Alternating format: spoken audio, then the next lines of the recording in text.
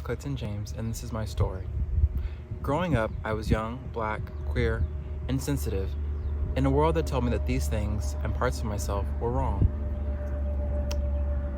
These parts of myself were seen as weaknesses by societies, defects even. But over time, I began to see the truth. These things that I was told made me less than were actually my greatest gifts.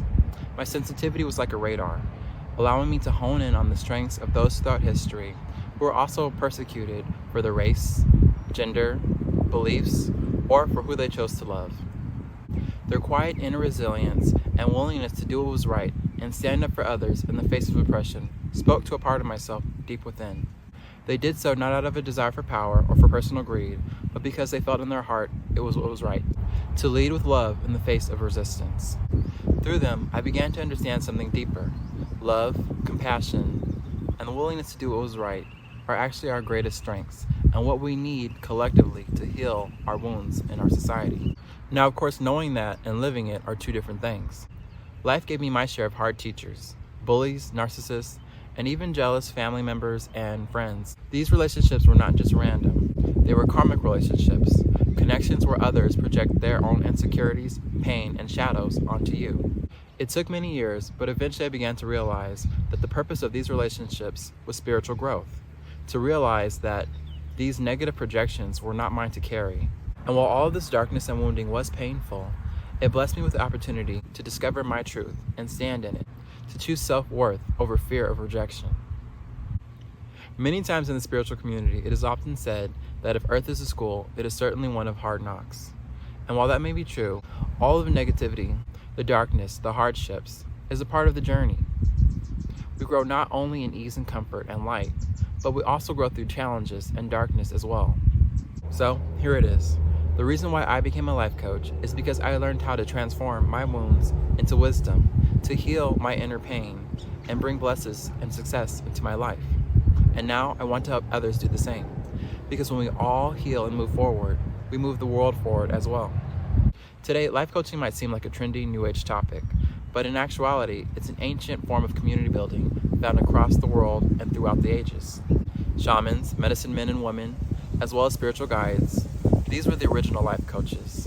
They uplifted their community and taught people how to live both in harmony with their inner selves and with their outer world, both spiritually and physically. Often, these guides didn't fit neatly into today's societal boxes. Many of them were non-conforming when it came to gender, sexuality, or even various other forms of expression. They taught humanity that life wasn't about categories or boxes. As a life coach, my goal is to carry that tradition of teaching and community building forward with all of you. I help my clients to connect to themselves deeply and fully. First, by recognizing the negative patterns that keep us stuck. Naming those patterns is the first act of liberation. Next, we begin by rebuilding self-worth through intentional self-love practices, as well as goal setting, and by connecting with something even deeper, our soul's true purpose, the very desire that we wanted to fulfill when we were born into this lifetime. And once you've remembered your worth and your purpose, we begin to set healthy boundaries, because your energy is sacred, and no one has the right to dim your light or take away your shine. This work is about transformation.